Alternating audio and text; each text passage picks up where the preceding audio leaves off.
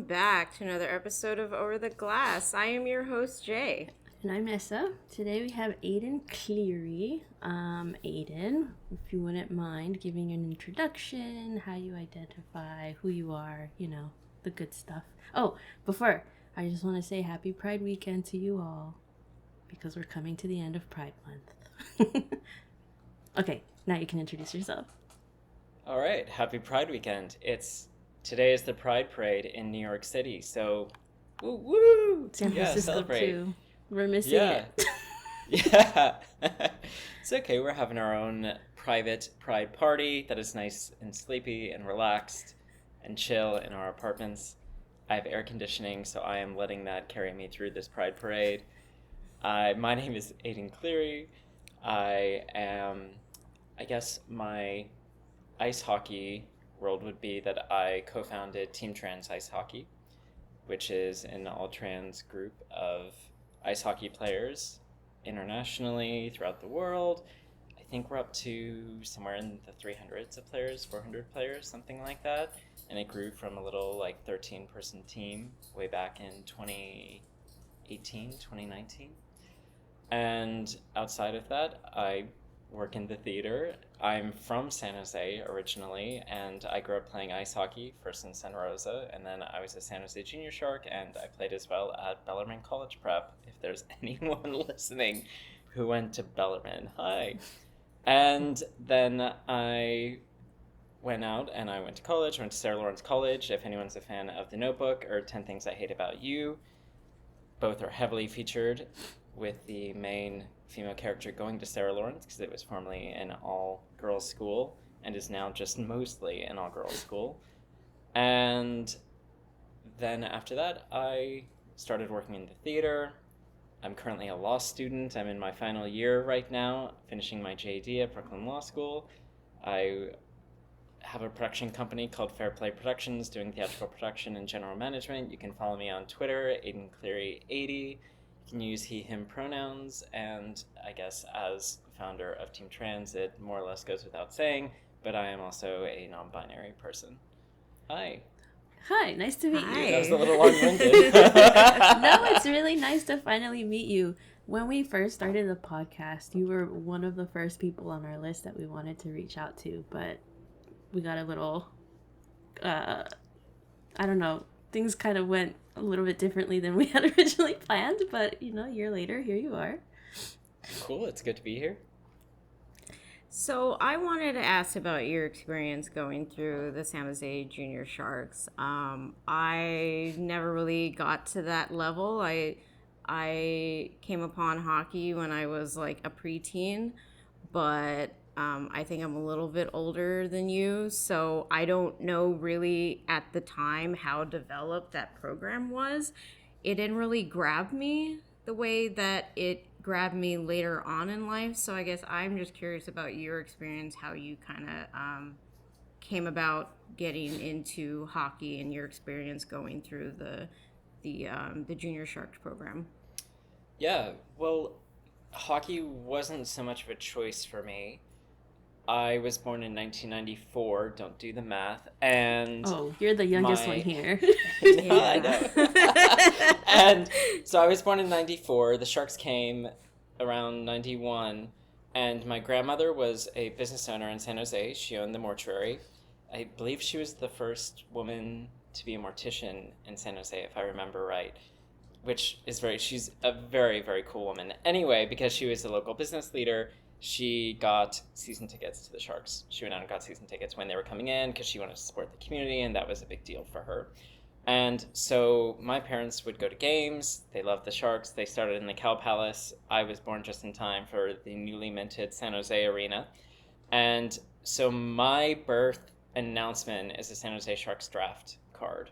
And it says, the newest draft pick at, whatever weight and height I was, and it said, defense, Aidan Cleary, and that was how I was born. And all of my first pictures are me in Little Sharks PJs and stuff like that, so there wasn't really an alternative. I was going to be playing hockey.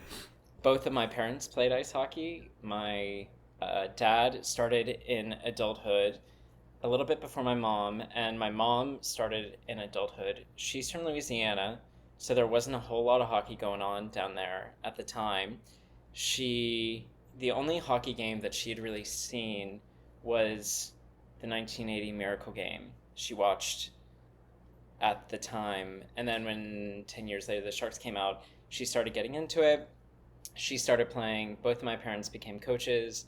And so by the time I was 2, I had skates on. And by the time I was 4, I had a hockey stick and I was playing. And so I started out in Santa Rosa, California, which is about an hour north of San Francisco for anyone keeping track. It's in wine country, beautiful wine country. I didn't appreciate it at the time. It's the most beautiful place in America. Drive past vineyards every day, and I was so bored. And now I just love a little natural beauty. But anyway, I grew up playing ice hockey there at the Charles Schultz Ice Arena, the Redwood Empire Ice Arena in Santa Rosa. If the name Charles Schultz sounds familiar, it's because he created the Peanuts cartoons.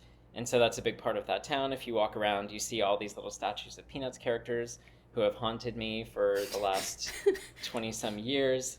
I love them, though. I'm a huge fan of the Peanuts. And so Charles Schultz, actually, he was the one that got my mom to play.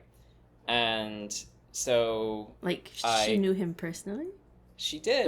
My mom knew Charles Schultz personally, and he said, Cindy, play hockey. He was from Minnesota, and he had gone out there, and so he wanted to build a rink, and there was a roller rink next door as well that we would go to all the time, and it was just kind of out in the middle of a field, and you would just play for hours and hours, except for when it rained, but otherwise you would play for hours and hours. And so I grew up playing there. It's a funky rink because it's a little small. It's, I think, like 3/4 of a regulation size rink. I think it's a little bit shrunk, but it's a cute little rink. It's very retro, very old school, very old style. And I played for the Santa Rosa Flyers there. And I moved between playing there and in Vacaville. If either of you know where Vacaville is, yeah, I'm sorry if you do. And so I would play between Santa Rosa and Vacaville until I was about 14, when I moved to San Jose to go to high school. And I moved to San Jose to go to Bellarmine, which is the all-boys Catholic school that is not all boys and was not when I was there. And I played on the hockey team there. They had 3 hockey teams. They had a ton of hockey players. And so I played there for 4 years. And I also played for the San Jose Junior Sharks during that time. And my experience with the Junior Sharks was generally really good. I had known people there all my life growing up, just because when you're playing against them every year, you get to know them. And in Northern California, when I was growing up, there still weren't as many hockey teams as there are now. There weren't rinks the way that there are now, and there wasn't an interest in youth hockey quite the way there is now. So you kind of knew who everyone was. You knew a lot of the staff, and I always had a good vibe from them. And I went and played there for several years, and I had a generally pretty good experience. I had a coach who was really, really great, our head coach, Kurt Wozniak, who was very kind of knew how to handle me. I was a very weird player, weird kid. I think like a lot of trans hockey players, it was really, really tangible. My experience at Santa Rosa wasn't good. I pretty much had to leave there. The last time that I played there ever, the last thing that happened was I got rushed cross ice from behind by a kid that had spent like 4 years bullying me, and he tried to paralyze me and hit me from behind into the boards. And my last memory playing in Santa Rosa is writhing on the ground with my twin brother fighting the guy over me, and that was kind of my last memory of there. So it wasn't a very happy leaving, and that was a very bad environment. That was the kind of traditional, you walk into the locker room and you get called a faggot until you leave, and then you go out into the world. And it was a very, abusive, physically, emotionally, crazy stuff. A couple crazy coaches, a couple really, really nice ones who you clung on to and really tried to work with and tried to spend a lot of time around. And when I was in Santa Rosa, when I was about 13, I was really small. I was like 4'9", 90 pounds, and everyone around me had hit their growth spurts already. And I'm a late birthday. Every January 1st is the best year to be born if you're an ice hockey player. So I was born November 25th, which meant I was the youngest and the least physically mature every single year, pretty much, or in my year I was least physically mature and old. And so it's actually really funny. There's a photo somewhere of me on my 13-year-old team, and you can crop my head, and it's everyone lined up, and it'll just be everyone's shoulders, and then all of my head in the photo.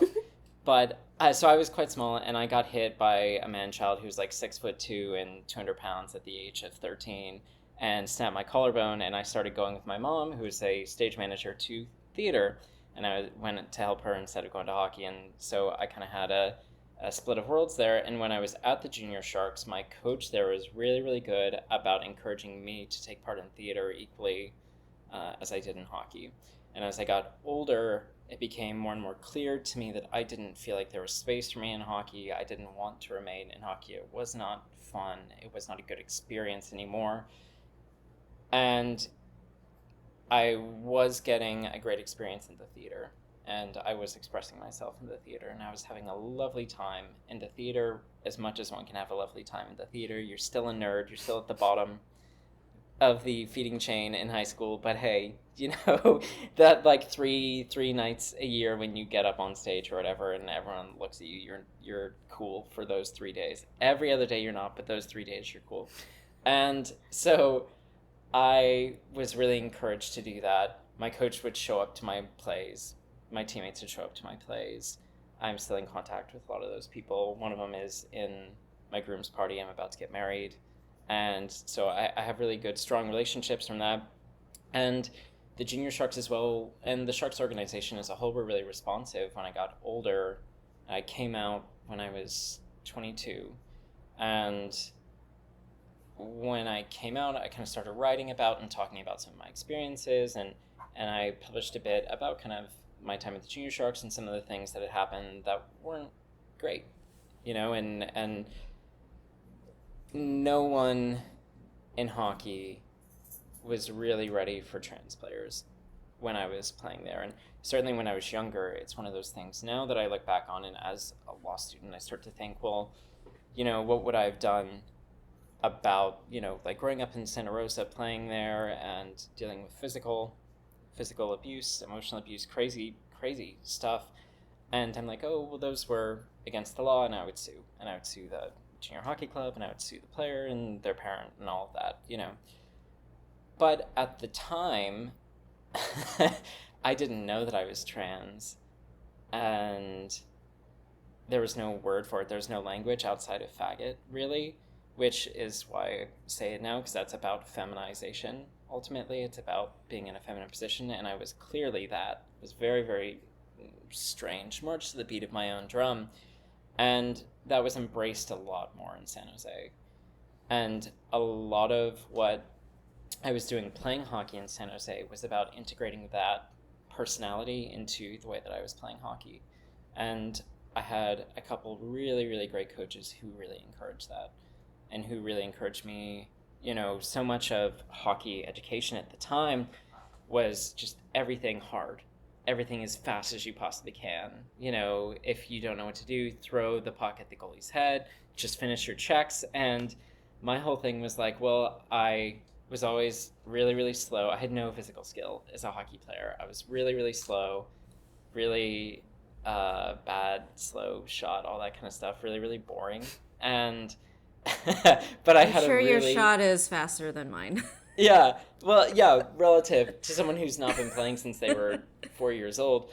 But in San Jose, they definitely encouraged me to do the opposite, and where the expectation was to do this, to allow me to do that instead. And so I would just kind of do the opposite of what you're supposed to do, and I would have a lot of success because you just weren't doing what people expected you to do. And I think that was really healthy for me and made hockey more fun. It wasn't fun, but it was more fun, and so it was a warm environment. And so then when I started talking about my experience there, the Sharks as a whole and the Junior Sharks were really receptive about meeting with me to talk about it and to figure out how to grow the game, how to grow the program, how to kind of make it a bit more open. And at the time, I had Junior Sharks who were in my inbox messaging me, hey, I'm trans and I'm I hate this, I'm really, really struggling and stuff. And that's tailed off. And I don't know if it's just because no one knows who I am, and there weren't very many trans hockey players that were out when I came out. So it might just be that they're not reaching out to me because they don't know me. But for the most part, I've seen a real decline in that kind of thing in the Junior Sharks, and they're a great organization. The people there are really nice. I've worked with them quite a bit, and I think that every NHL team is different. Every ownership group is different, but we have something special in San Jose. That was another really long-winded answer. You can just interrupt me anytime because I will go. Just to wind up. I'm so intrigued by your story, though. Yeah, no, you have a lot of good things to say, and I mean, I definitely was starting to take notes on things that I wanted to follow up on. Like, yeah, I didn't really. I mean, like, I feel like I can say I had a pretty good experience in youth sports. I at times I kind of wish my parents would have been a little more into sports, because I think on one hand it's nice that they let me just make all the choices, but then at the time I didn't know what choices to make. And while I'm happy that majority of my youth was spent in music, which, like we were talking about right before we hopped on, I had that made up almost my entire childhood, and for the most part a lot of good experiences doing that, which I think you could probably relate with when you were talking about going into theater and having positive experiences there when you started having these very pinnacle negative experiences in hockey. For me in sports, for the most part I had a pretty good experience, but I know, thinking back now, that I was struggling with my gender identity, but at the time there were really no words for how I was feeling, and I just kind of sat in that space of being called a tomboy, because I figured, oh, that must be what that is. Like, okay, that's it. But when it keeps nagging at you year after year, and just you still don't feel right in that space, it becomes this like long-winded journey to finding out who you are. And then when you come into that space, you realize, oh, all that stuff I was feeling when I was like an adolescent, it all makes sense now. And I kind of wish that I had had those words to not feel so lost at the time. And so, as somebody who was assigned female at birth and identifies as non-binary, I wanted to ask your experience as someone who also identifies as non-binary, and is it right for me to say that you were assigned male at birth? Yeah. So can you maybe talk about, did you feel out of place in your gender when you were going through your adolescence? Because I know you mentioned that you came out at 22. Did you come out as non-binary at 22, or what was that experience like?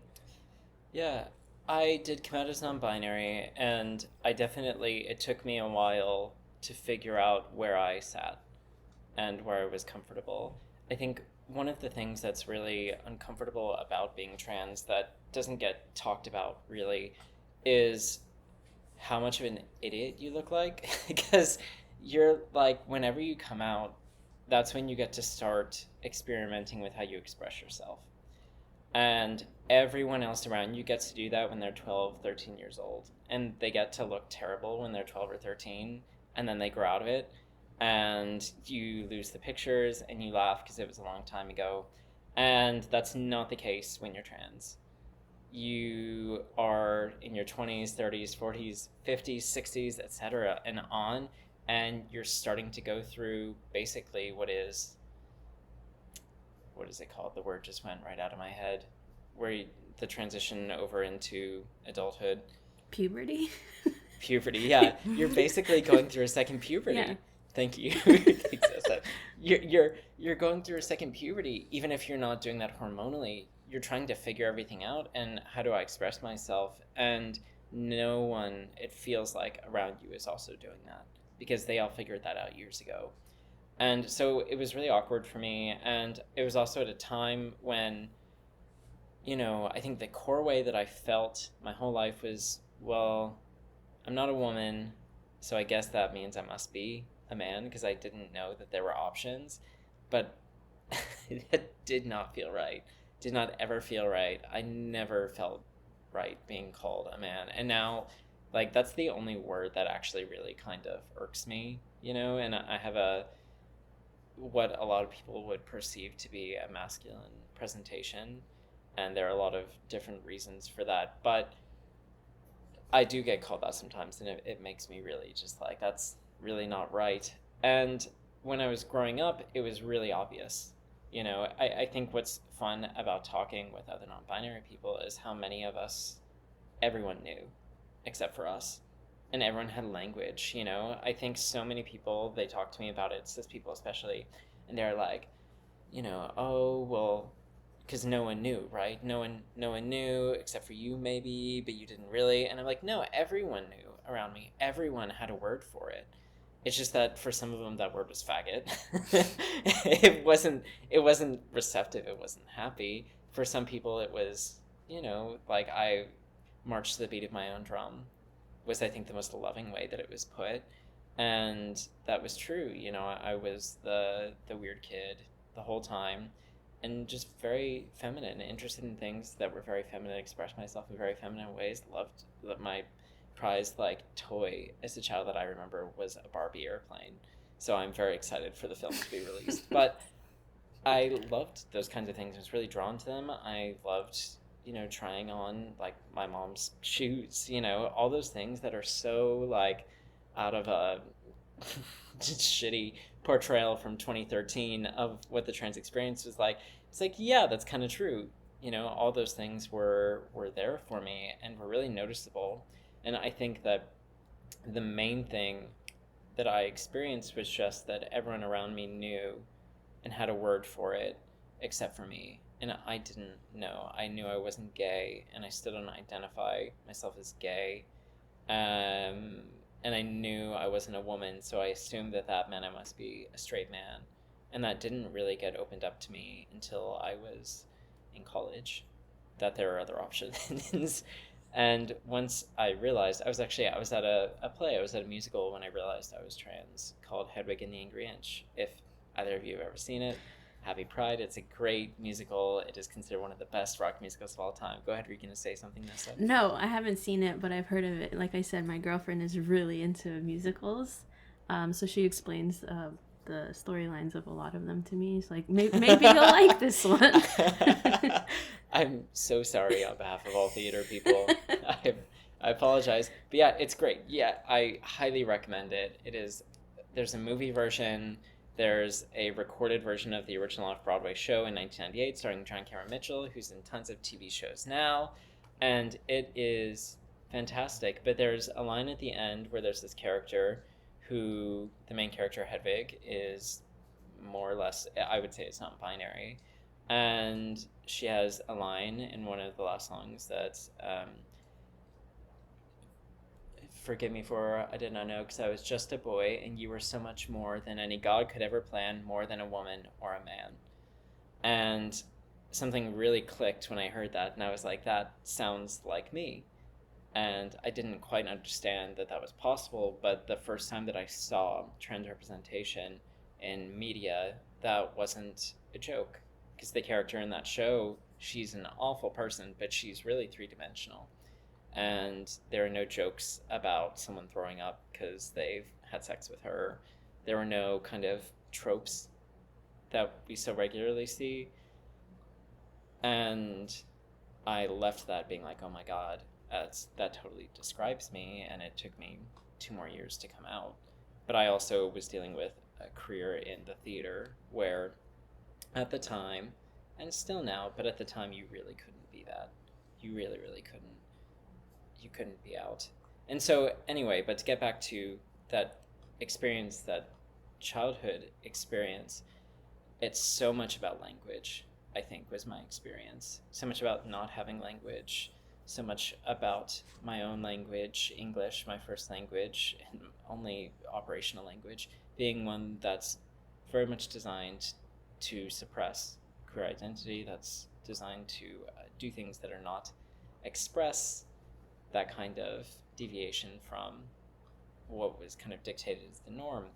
And a lot of that was then contextualized by the complete absence of a whole generation before me. You know, I have family who died of AIDS who weren't there to kind of say, hey, you've got a little queer, there wasn't that person there to kind of be that. And even growing up in the Bay Area, I mean, AIDS hit hard. And so hockey wasn't really the kind of space where queer people were anyway, certainly not in youth hockey, or were out or open. And I think a lot of the people that might have been died anyway before I got there. So you were kind of dealing with a situation, or I was dealing with a situation with no language and no visible community and no history. And so I just kind of did my own thing and marched to the beat of my own drum because that was the closest language that I had to express myself. How did you find? I mean, did you both grow up in the Bay Area? Yes. Yeah. What was your experience as far as language and as far as being able to kind of come of age here? Jay, you have a closer experience to what Aidan did, so you can go first. I mean, for the most part, like, I was allowed to do whatever I wanted, like you said, sort of march to the beat of my own drum. Yeah. But it was like I was still lost, I was like, I just consumed myself in like music and that experience of like growing up, and just kind of accepted when someone assumed something about me, and I would just be like, okay. And I had no idea about gender identity growing up. I was just sitting in my space of like, okay, that you're telling me that I'm a girl, you're telling me that I'm supposed to do this and that, like, sure. And every now and then, like, something wouldn't really feel right, but then the moment someone tells me the reason why, I just kind of like take it as is, because like I just don't know how to question that. Like, I have nothing to, like, going back to what you're saying about there's no language, there was no representation, was probably like the hugest part. I knew that I was searching for representation as a kid based on the characters that I gravitated towards in shows, in literature. But I think because it was fiction, I didn't see it being a possibility in my own reality. Mm-hmm. Are you a Star Trek fan? I am. Okay, today. that's a no. So there was this character in Star Trek Deep Space Nine, which was right around the time when I was going through high school. Where you were very popular. I was so popular, yes. I was Yeah. big giant geek, yeah. And this species in the show, pretty much, there's a symbiote, and they're always needing to survive by having a host. And the host could be any gender, whatever, and people just accepted it as it was. Like, you basically retain all the memories from the symbiote's past experiences, and people just kind of interact with them like nothing has really changed. There's nothing different about them. And I don't know what it was about that at the time when I was this young kid, but I was just like, I love that they can just say this and that, and there's no like, you can't do that because you're not a boy, or this is what girls do. Like, they just kind of like rolled with it, and I just enjoyed not having that feeling of something is wrong with me, which I didn't really notice with everybody else around me. Like, I felt like everyone else kind of fit in the space as as they should, quote unquote. And I just felt like anytime I opened my mouth or I was like in the room, like somebody was questioning something about me, there was all these times where I felt like something was always wrong with me. And so I guess I knew that I was searching for language and representation. I didn't understand that that was in relation to gender identity. And then also like sexual orientation, like I was aware that people could be attracted to more than just the opposite sex, but that was not an experience that I was having either. And so for me, when I did come out as at 22, that had nothing to do with gender identity. That had to do with like being attracted to someone who was not of the opposite sex. And I remember I had a fairly good experience with that. At the time, I had already begun making friends with people within the community, so it wasn't a matter of like I was scared that I wouldn't be accepted by my peers, but I still cried. I cried because I had no idea what that meant. Yeah. Like I had been in this space for like 22 years, knowing more or less who I was, and all of a sudden it got flipped on its head. And I'm like, what is this? Like it's like one part happy because I'm like, oh my God, like I have this crush on this friend and it's a new fun experience, but at the same time it's not an experience I've ever had before and it's terrifying. And then for my gender identity, I didn't end up realizing and having the words and language for that until about like a decade later. And I still knew that something was still not right. I didn't feel quite right being identified as a bi woman. I had a friend later in my 20s who was starting to go through his transition as a trans man. And then so I kind of was like, oh, what's that experience like for you? And tried to like see if that mirrored how I was feeling. And I was like, nope, that's not how I'm feeling. Like, like I'm still trying to find the language and just, you know, and there's times where I was just like, you know, I really wish I could just be a gay woman because this is exhausting. Like everyone else just seems so like happy and like confident in themselves, and I'm like halfway in that door.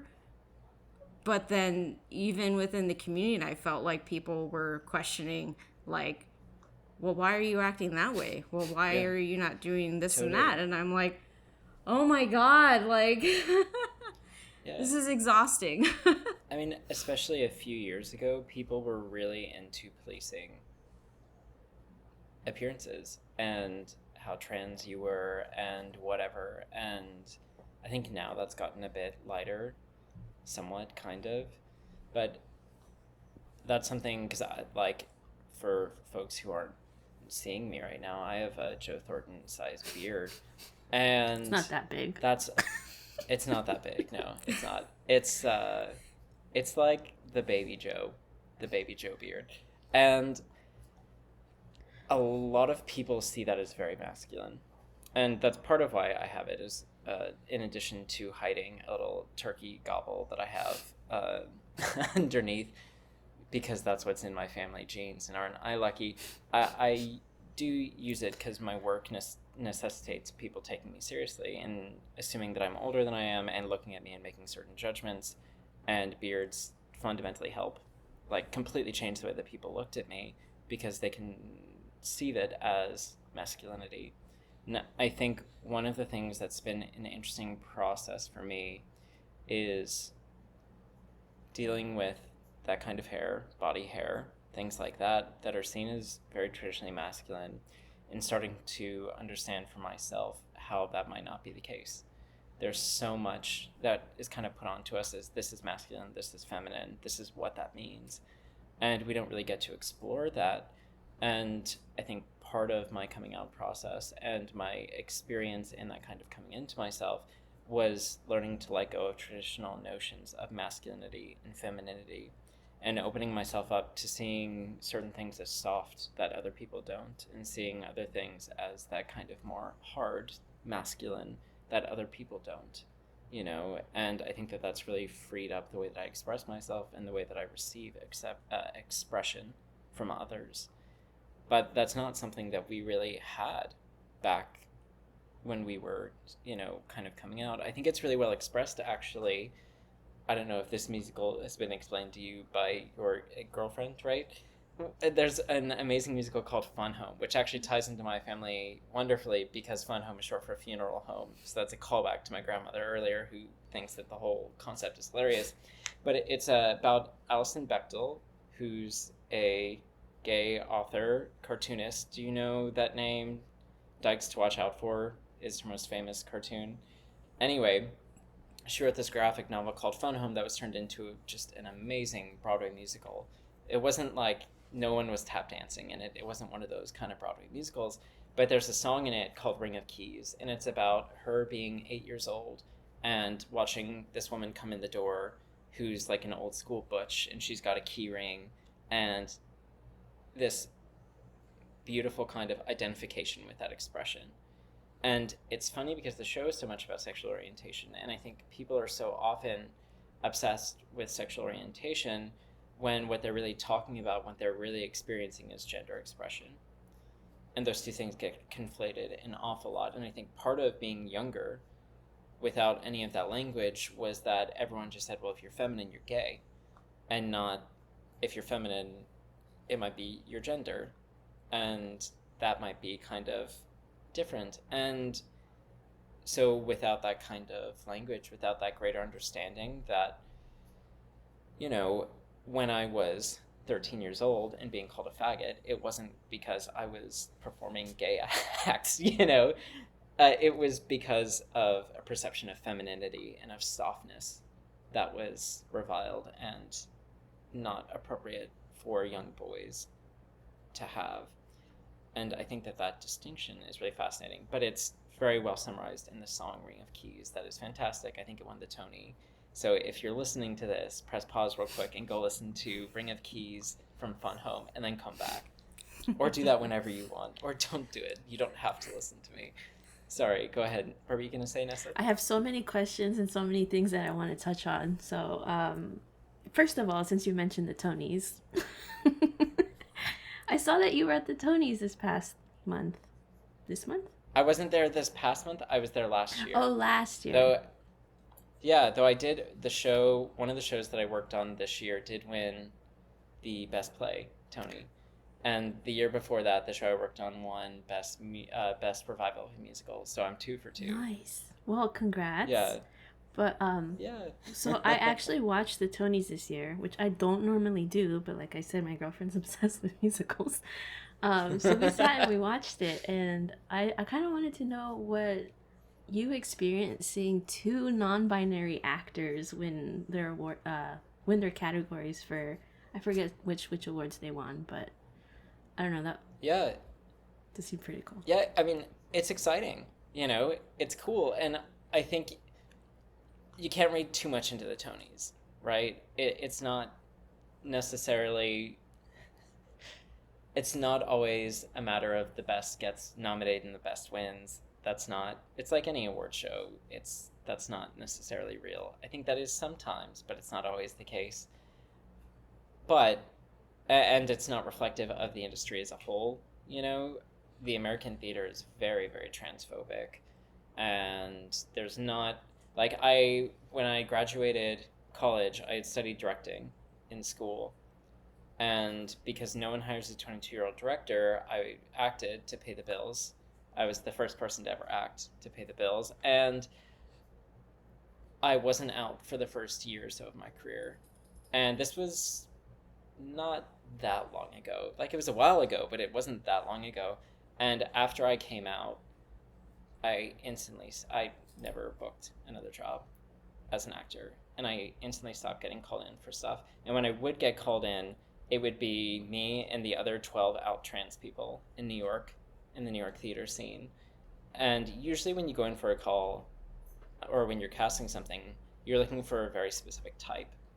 And so what was funny about like trans stuff was that there was no type. It was just like, well, we're just gonna like round up every trans person in the city and hopefully we'll get close, you know?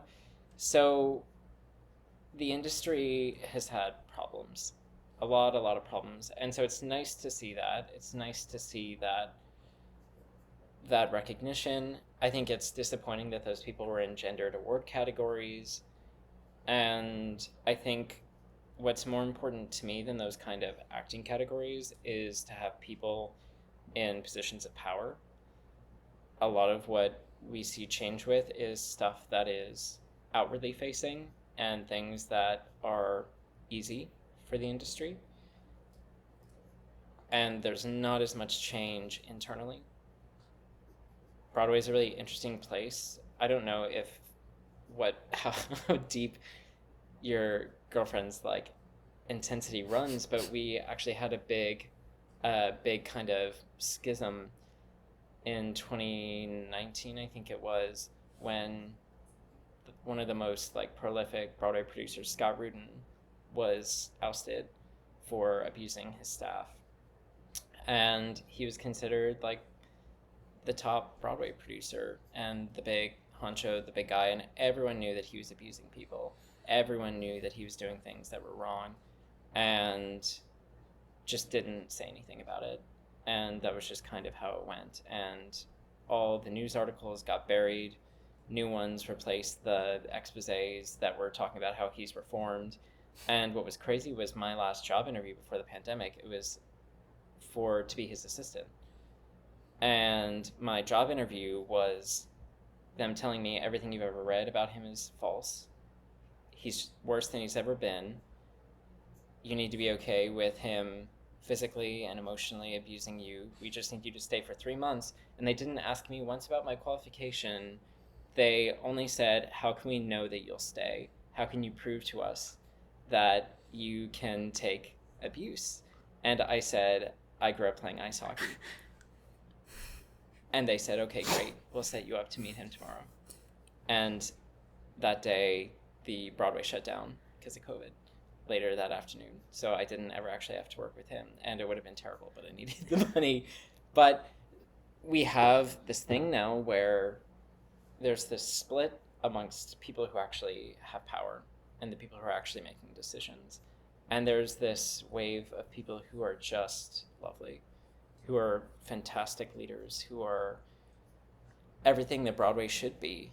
You know, it is a democratic institution. That's what the theater does. It has a role to play in developing American democracy just as much as courts do, just as much as sport does as part of the culture sector, and the NHL should be doing. We have that role in the theater, and there's this huge chunk of people who are really, really pioneering that, who are really, really pushing for that and building up as much power as they possibly can. And I'm really, really rooting for them. And then there's a chunk of people from a bygone era who are everything that Scott was. They just haven't been called out yet. And they haven't drawn the attention to them that he drew to himself. And it's a real issue in our industry and in our country culturally, because those decision makers are the ones who put the shows on Broadway that you watch on the Tonys, that you then go to see your shows on the national touring, what is the word? National touring sphere. There's that circuit. There we go. National touring circuit.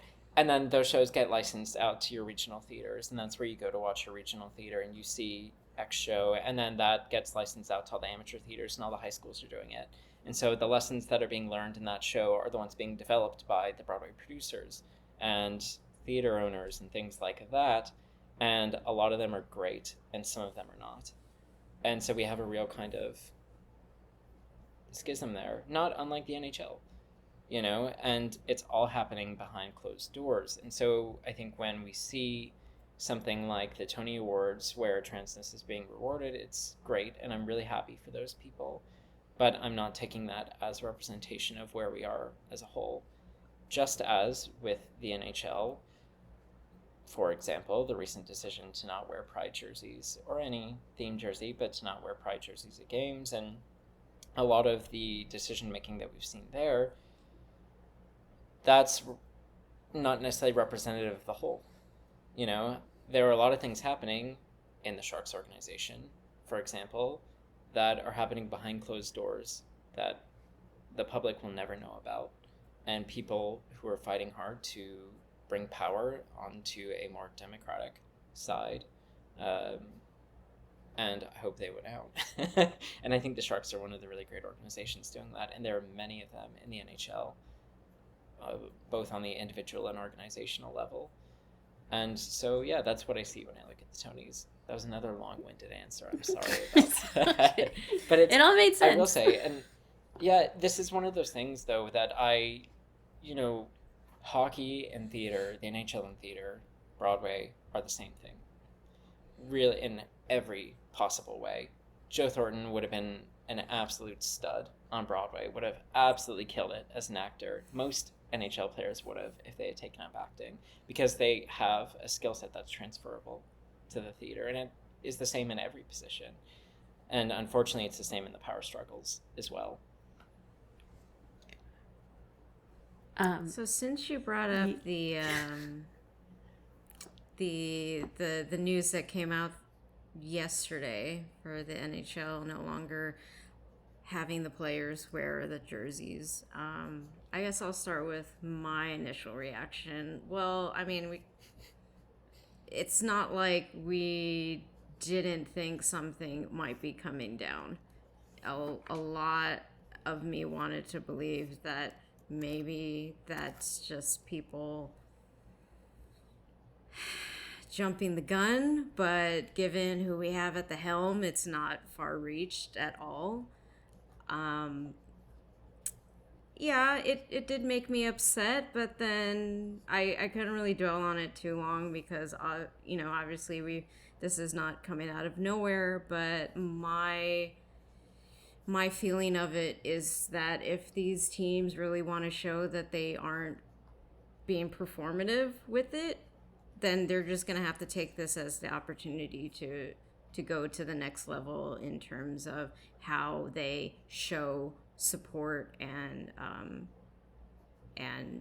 their interactions with the community, which I think, given that they're not banning the Knights, like they're still allowed to do that. They're still allowed to, from what I read, the players can wear them. It's just like not going to be on the ice, which my feeling where the whole warm-up jerseys were right before all this came down is I didn't like that.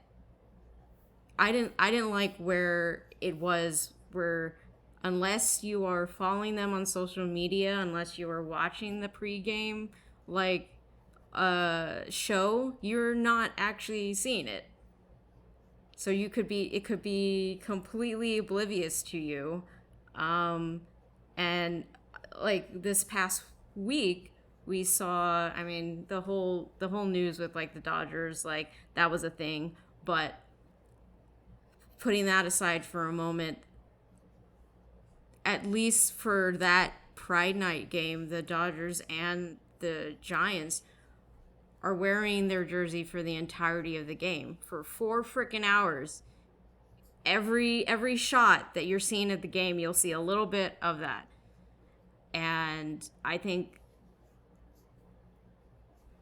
in comparison to what the NHL does, like, I want to see something at least at that level. Do something that is done for the entirety of the game, that is visible for someone who's just tuning into the game and happens to miss pregame, happens to miss anything that happens on social media, something where you're not going to be able to not see it. My suggestion is to paint the ice.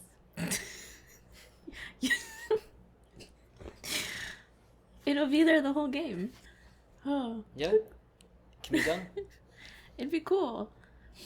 Yeah, so when I first heard of it, it's not surprising with the way this league has been going.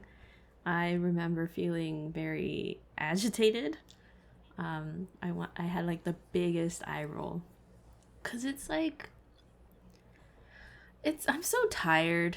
It's like, you know, we started this podcast because we felt like there isn't enough representation within this sport in general, and then this year has been like we couldn't have predicted what was gonna happen this past season, and it's just been like a punch after the next, and it's so, I'm so tired.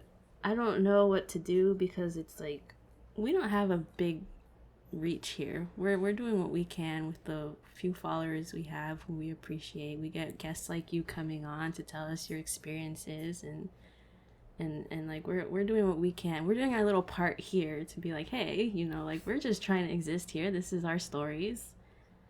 But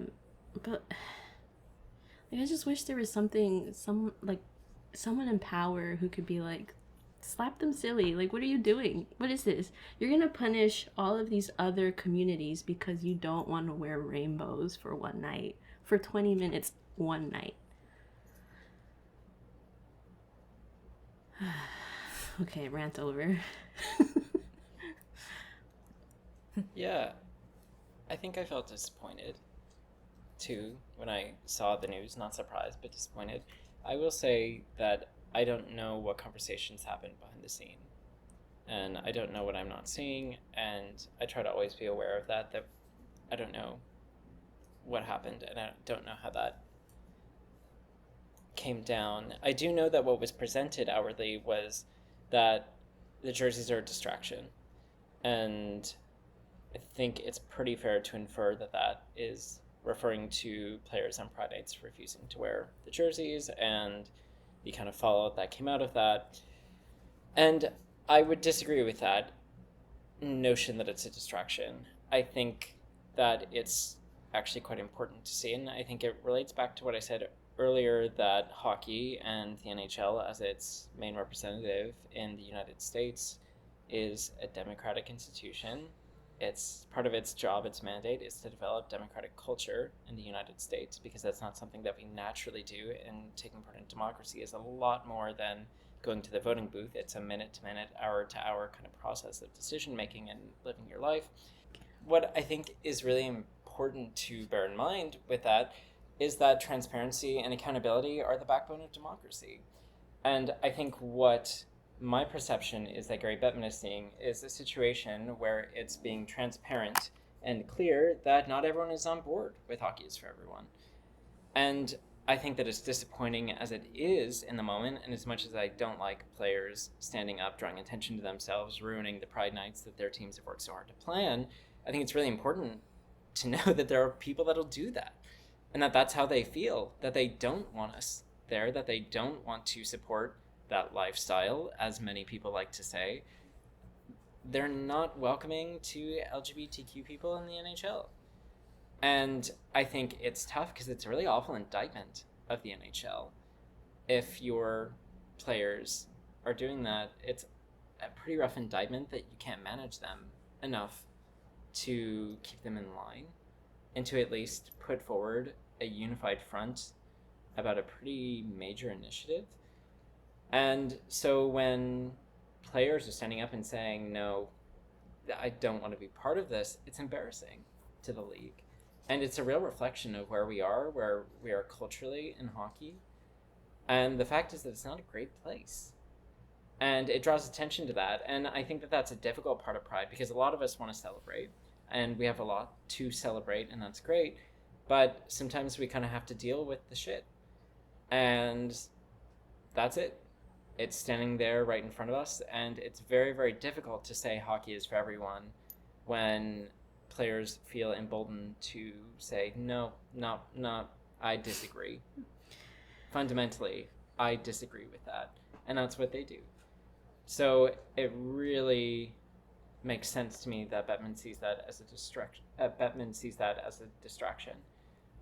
And I think that that was poorly worded by him, and was a surprisingly poor choice of words, though also quite apt. I don't expect anything less from him. I think the thing is that a lot of fans forget is that Gary Bettman is very smart, and is very intentional. Like, for example, recently he was talking about CTE, which is CTE, the brain trauma from repeated head injuries that causes severe issues in hockey players, and it's come up a lot in NHL players who have passed away. And he made a statement that the NHL is not responsible for CTE. There's no research that links the NHL to being responsible for CTE, and that's true. There is a lot of research saying that hockey is responsible for CTE, that repeated head injuries in hockey. But he is a lawyer, is thinking like a lawyer to prevent litigation, and is saying there's no proof that it's the NHL. Yeah, hockey, sure, but not the NHL. And so when you look at a lot of the statements that he makes, he uses really, really particular language in a fascinating way. It's awful, but it's fascinating, you know? So he's generally good at his job, and I think that the word distraction is quite apt for what he's trying to say to the owners, that they don't want to put that on display, and that he won't be putting it on display, that the NHL is not necessarily accepting and warm and an open environment for LGBTQ people, which is why it's still the only league, like, anywhere that has no one out. No former players, no coaches. I don't know of anyone. I know of one person in an organization, and he's a legal counsel, not part of the hockey ops. That's crazy. In the NHL, I mean, that's thousands of people. And I think that's one thing growing up in hockey that I really took away, is that we're everywhere. You know, statistically, on a team of 20 people, there are going to be 4 LGBTQ players. And that was the case on every team I ever played on. That was always the case, all the way up. And I would say that that's probably the case in the NHL. I would be really surprised if there aren't several women playing in the NHL right now. I would be surprised if there aren't several lesbians playing in the NHL right now.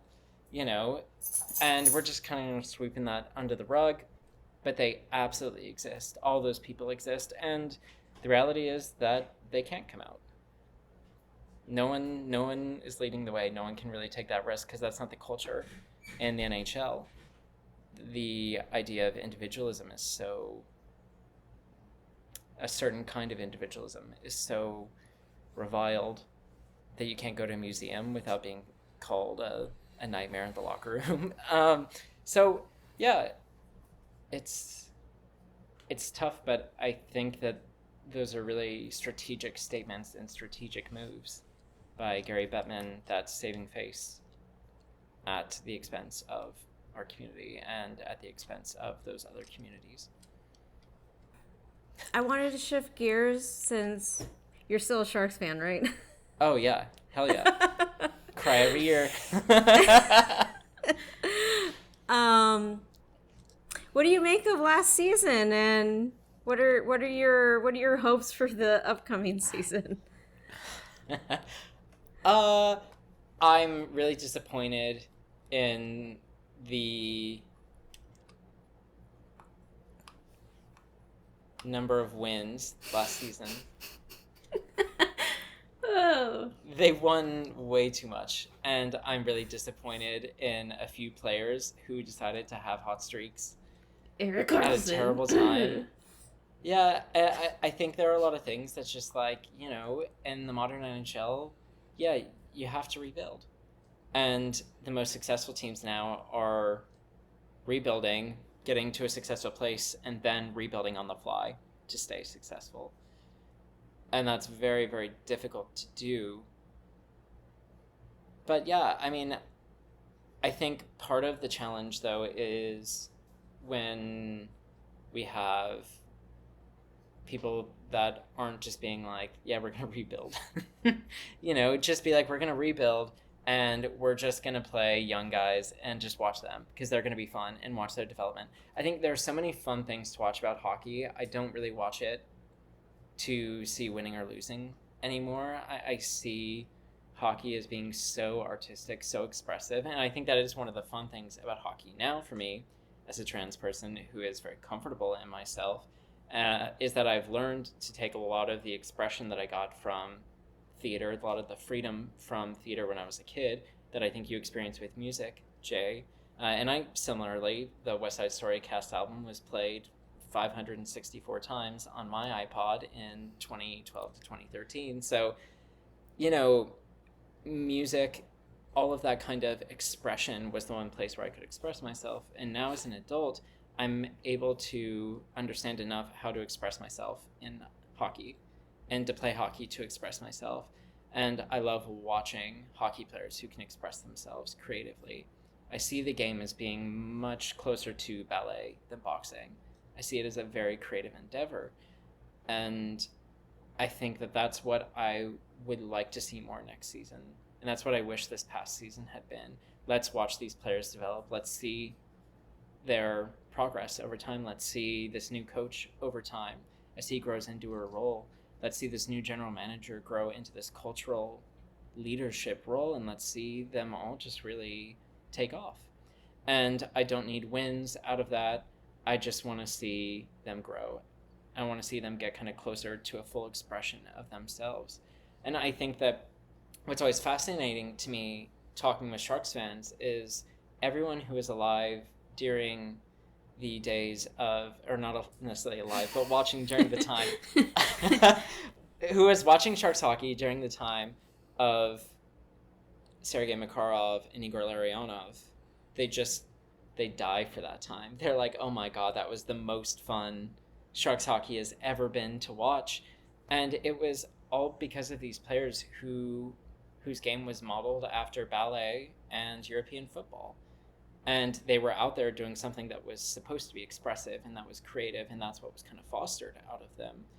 This very non-traditional, non-North American style of ice hockey that I love to watch and that everyone loves to watch.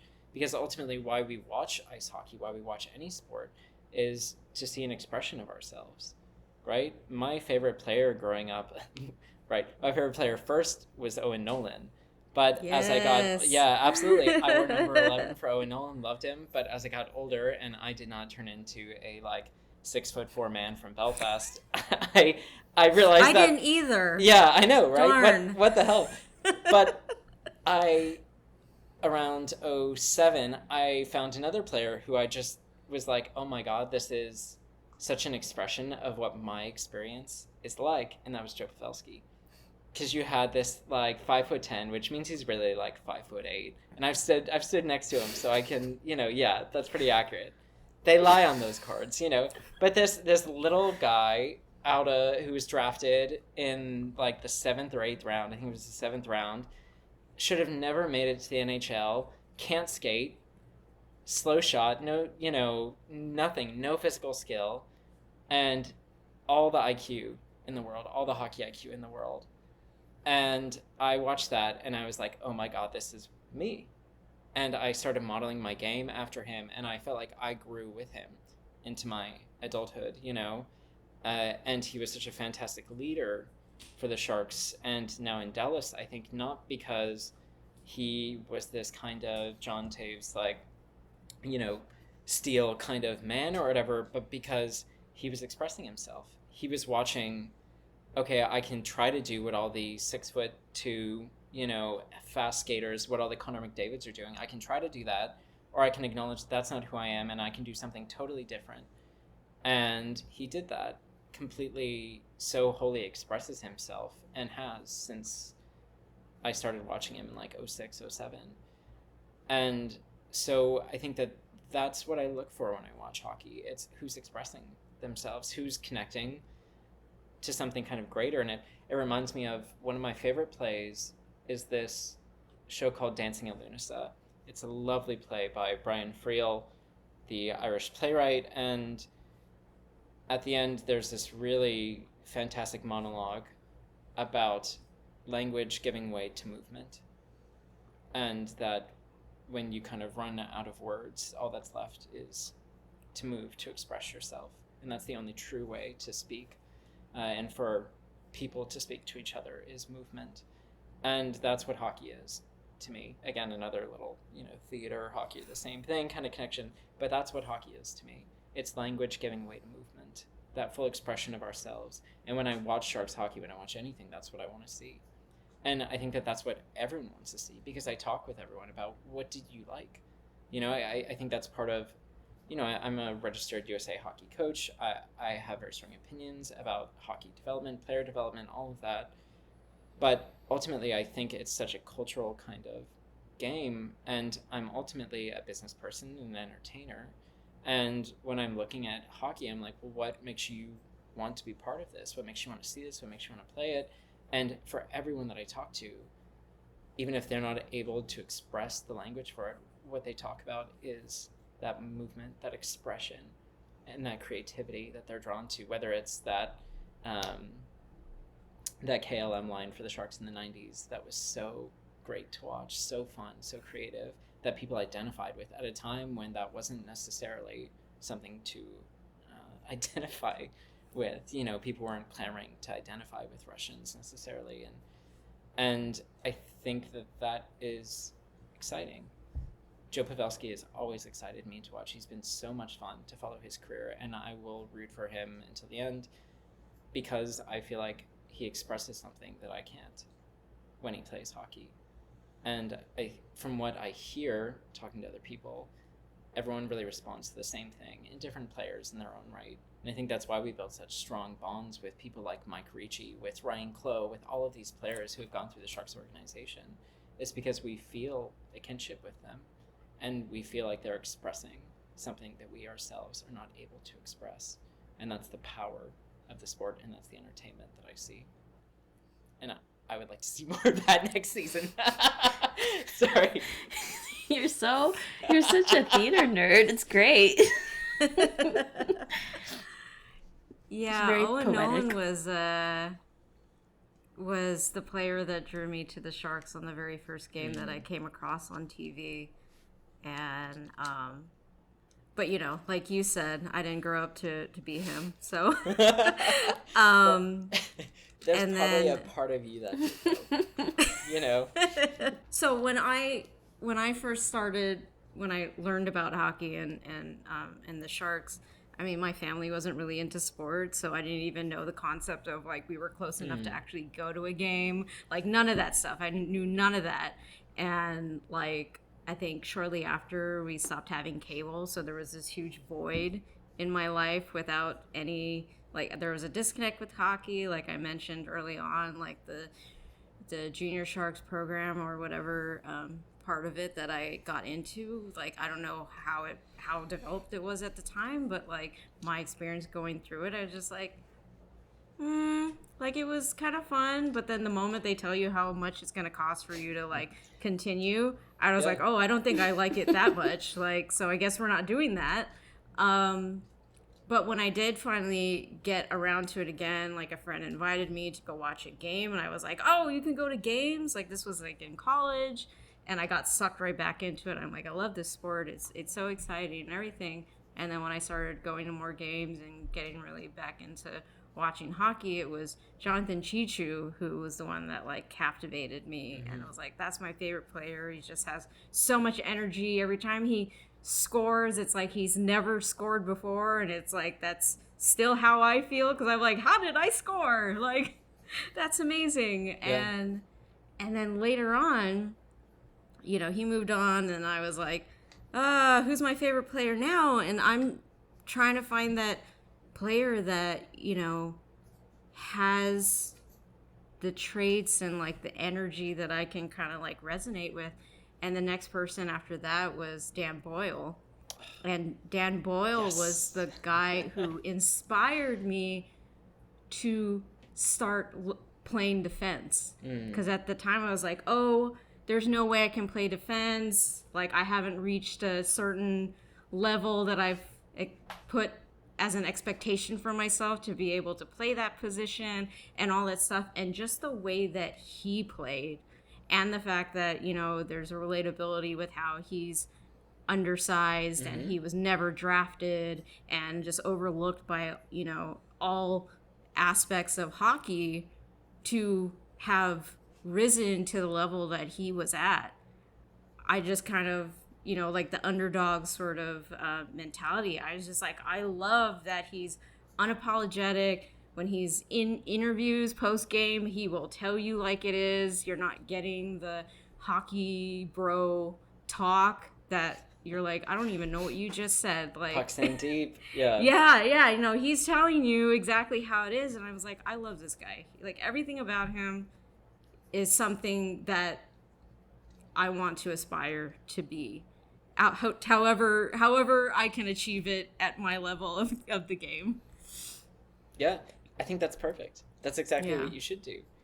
Mm-hmm. I love that. Yeah. I love Dan Boyle. He was my brother. I have a twin brother, and he was my brother's. And him and Drew Doughty were my brother's inspirations, and I love those guys. I like that's what it's all about, and it's at every age. You know, I think that that's what's so lovely is that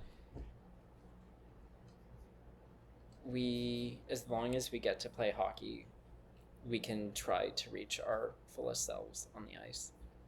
Every time we go out on the ice, every time we rollerblade, every time we pick up a stick, we have an opportunity to be as close to ourselves as we'll ever get. And when we have those kinds of heroes that we can watch who embody who we are, who we want to be, it's really special, really, really special. And I do think there's just one thing that I would love to add based off something that you said close to that earlier about scoring, is that I think, you know, having played hockey for like 25 years, I think if there's anything I could go back and do, or go back to my childhood self and say, it's to celebrate more every time I score. And I would just want to say to you and to anyone listening who plays hockey or who will one day play hockey, one day, you'll never know which, you'll score a goal and it'll be the last time you ever score a goal. You never know when that's going to come. So celebrate every single one like it's your last, because it's fun. It's fun and it is your truest self. Have fun. Go for it. And I do. I love to score goals. I play in the New York City Roller Hockey League, and let me tell you, when I score on the goalie who is tired because he's played 3 games in a row and he just doesn't want to be there, and he's been up since 6 in the morning because he's a surgeon at NYU Langone, and I put the puck on the ground past him because he doesn't want to drop down to his knees, I celebrate that shit. I go hard, and I think everyone should, because goals are fun. It is exciting, and you never know when one will be your last. So Aidan played against me because I was the goalie that played way too many games and doesn't want to play anymore. There's a question I had. I want to backtrack to, and correct me if I'm wrong, please. But I noticed when you were talking, it seemed like you're using trans and non-binary interchangeably. Can you kind of explain that? Because I haven't heard that before. Yeah, I mean, I think the answer is unfortunately no, but it comes back to a reason that I touched on earlier, which is language, and that English really isn't built to talk about this. And our words aren't exact, and our words don't really work. And when I came out, I mean, trans just means that you don't identify with with the gender you were assigned at birth, which I don't. And non-binary is that you're neither a man nor a woman, which describes me. And so I would use them interchangeably for me. There are a lot of people who I'm sure wouldn't, and who would identify as trans, but they're a trans woman or a trans man. So they wouldn't use them interchangeably the way that I do.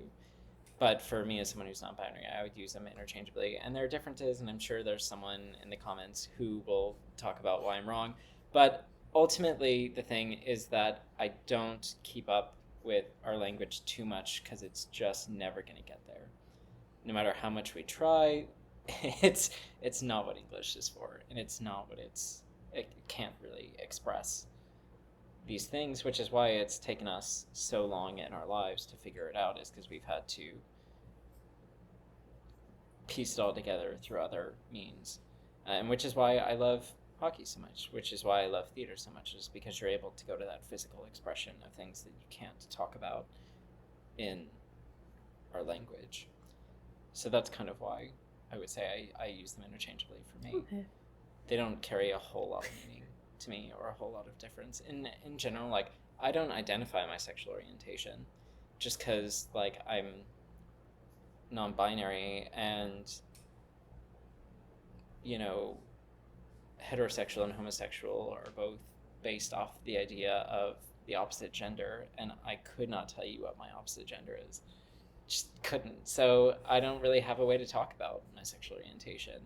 And it often gets muddled and confused, and so I just don't, and that's fine. You know what I mean? I think, like, we just don't have great language to talk about ourselves. And I often feel like I can either really try hard to make words work that don't, or I can use general words and just not dive too deeply into it and express myself in other ways, and I choose to do that. Okay. I 1,000% agree with you. I was just curious.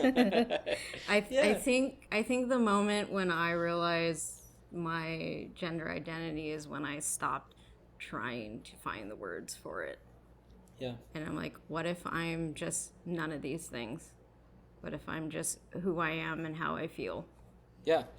Which is right. Yeah. That's it. And I understand language is important for some folks. I think we've talked about this at some point.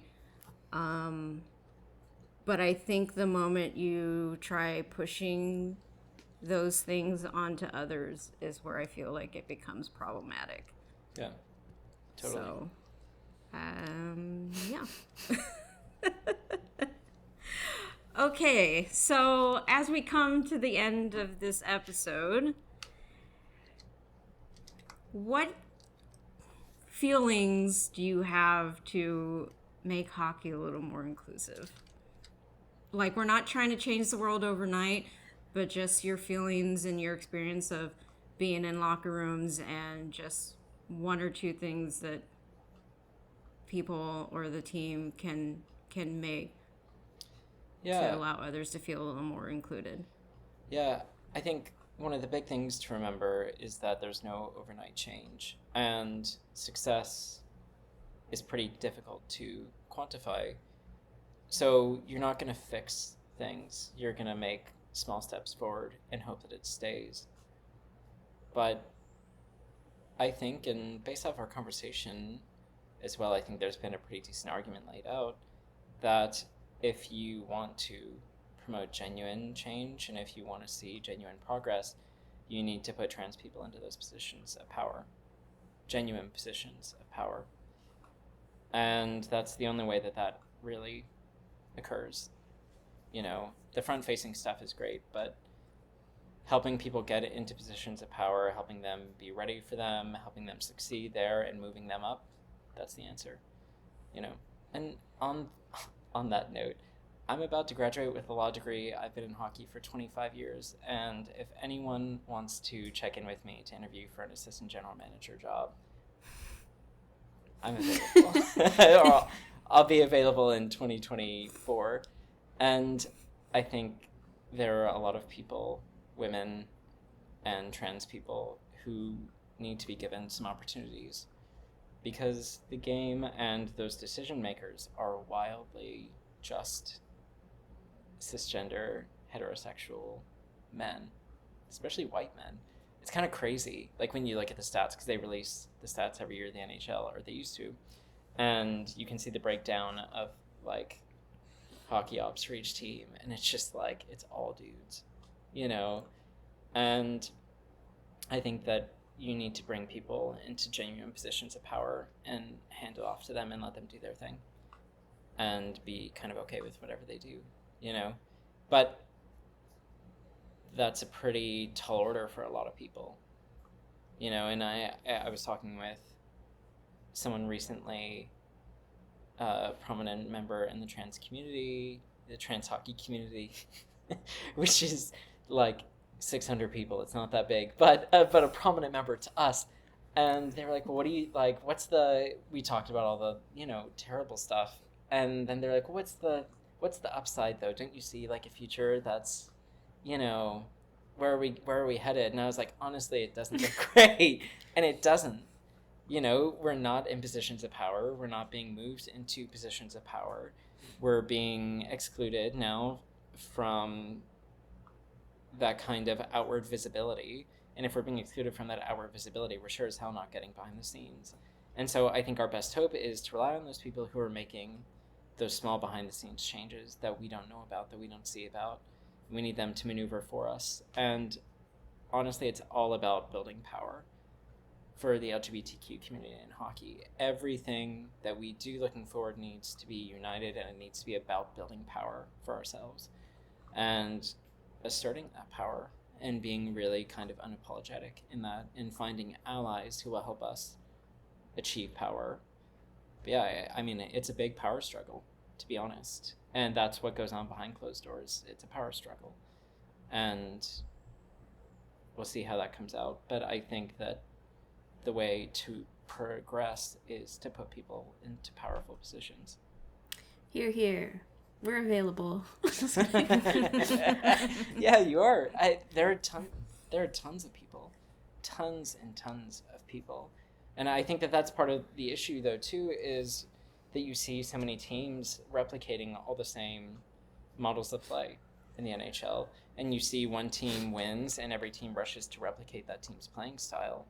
And what I think is interesting about this conversation, especially talking with you, Jay, about playing hockey, is how when you don't have that skill set, when you don't have that background, you have to play the game differently to succeed.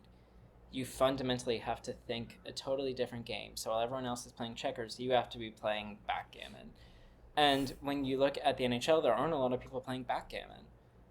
Everyone's trying to play chess, and they're all trying to replicate the same things. The same, small group of coaches and GMs are getting shuffled around. The same people are going to the same places, and you're not seeing a whole lot of real inventiveness, that creativity that I really enjoy. And you're seeing a lot of that squashed. You're seeing a lot of players who are different, who come in, who are told to drop their personality. You're seeing a lot of, I always see this with Swedish players, I think the most in North America, that they get the fun squashed out of their game. And I actually went out a while back. My fiance took me to Sweden to watch some SHL games, because I've always been a huge fan of Swedish hockey because they play differently. And they're a country that's the size of California that consistently beats Canada and America, and is probably one of the best hockey nations in the world, if not the best.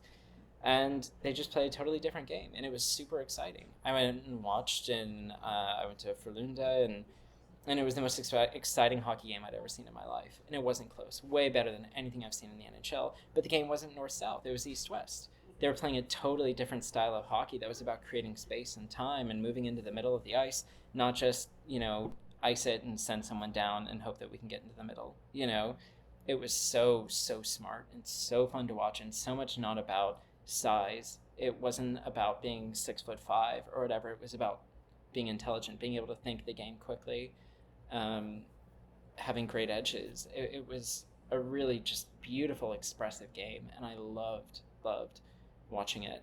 And I think that when you have leadership that's largely that white, cis, male, North American, you get a game and a product that's boring, And I think one of the only executives that I've heard really talk about that is someone whose son was gay, Brian Burke. And I think he has great advice for GMs who are looking at a bad season, knowing that they're going to lose. And I've watched him speak, and he was just like, honestly, make it exciting. If you're going to be bad, be exciting to watch. Get players who are, it's, what's his name in Nashville now, just told his scouts, go out and get me someone who's exciting at the draft. I can find third and fourth line players, get me someone exciting, take a risk. And we need that kind of risk taking in the NHL to have a product that's exciting to watch. Because it's boring to watch people ice the puck every 10 seconds. And I think that that's what you get when you bring in people who think differently. When you bring in a bit of camp, you're going to get a lot more fun in the NHL on the ice, because hockey is an expression of ourselves. And when we have different people there, we're going to get a much different expression on the ice. And frankly, it's going to be a lot more fun than what we're watching right now. hoping the Sharks will look a bit like that next season. Rooting for Aidan to become NHL commissioner. Well, Yeah. I'm very excited for like William Eklund. I think is great. I was really big on him his draft year and really wanted the Sharks to get him, and was really excited when they did. And I'm really excited to see what Todd Marchand's going to do with player development with the Sharks. Mike Ricci's been part of the team there for a long time, and he's great. So I'm really excited to see what the Sharks do with the talent that they have, because they have a lot of those, under 6 foot players whose height is outsized in their player card by 2 inches, and who are these incredibly skilled players who play a style of hockey that doesn't really come out in the NHL that much, but is much more exciting to watch. And I hope that they're not forced to play North American hockey. I hope that they're encouraged to play their own style and to not assimilate to the kind of hockey that we often play here. All right. Thank you so much, Aidan, for coming on today. It's a lot of good conversation, and we appreciate your time. That is it for our episode today. As always, I am your host, Jay. Essa, thanks again for joining us. Bye. Bye. Bye.